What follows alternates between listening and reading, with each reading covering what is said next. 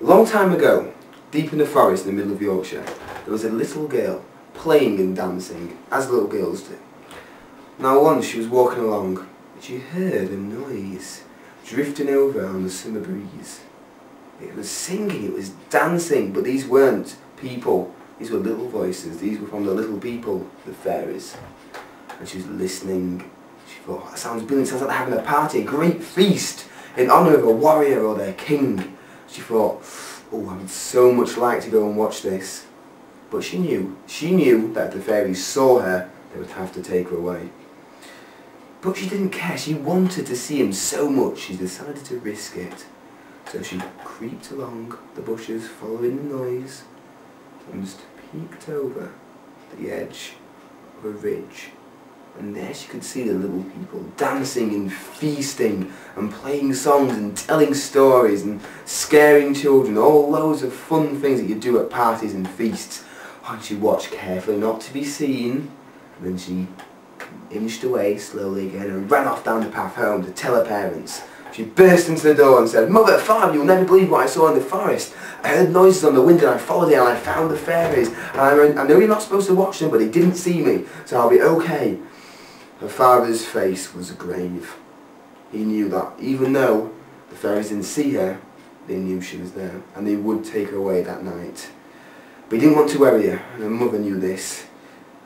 So they said, "Go and play with the dog, go and play with the dog." So the little girl went off into the living room and started playing with the dog, and father put on his hat, on his coat, and walked out the door.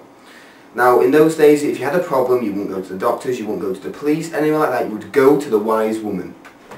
So he went up to the wise woman's house, a dirty, ramshackle old shack. He knocked on the door, she came and opened it. She said, "I know why you're here, your daughter." He said, "Come in." So he sat down on the stool and sipped a cup of tea that she made for him.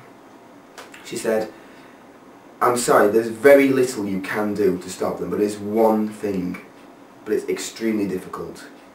And he said, "I'll do anything to save my daughter. I don't want to leave her. I don't want to be taken away by the fairies." The wise woman said, "Fairies will not take anyone if the house is 100% quiet, totally quiet. Any little noises, they'll be able to take her." Father thought this was a hard deal, but to save his daughter it was worth it. So he walked out of the wise woman's shack and walked home. He told his wife the plan, and that day they nailed down every floorboard that creaked. They shut every window tight. They found any drafts and plugged them. They locked the doors. They made sure no sounds were there. They chased every rat out. And they sat down in the living room. They locked the daughter's room and padded the door. Put a mattress in front so no noise could escape. They sat down on the sofa, made sure a little noise, hands on the side, rigid. They waited. Come midnight, a fairy appeared in the house. A small, very short fellow, only a couple of inches tall, in a yellow coat and a top hat. He walked in. He listened. And he looked around. He saw the father. The father stared straight at him, right into the eyes. The fairy knew what he'd done, and he swore and he cursed and he split the walls. But he knew it was hopeless. He knew he couldn't take the girl if it was quiet. So he turned on his heel and made for the door. But the little girl's little dog was outside in the garden. It sensed the fairy and it barked with all its might, and the vibrations filled the house. The father had forgotten about the dog.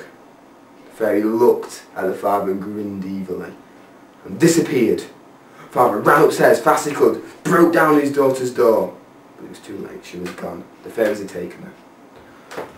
Ever you hear singing and dancing in the forest, which is definitely not made by humans, I'll suggest you ignore it. It will suffer a similar fate. Thank you very much.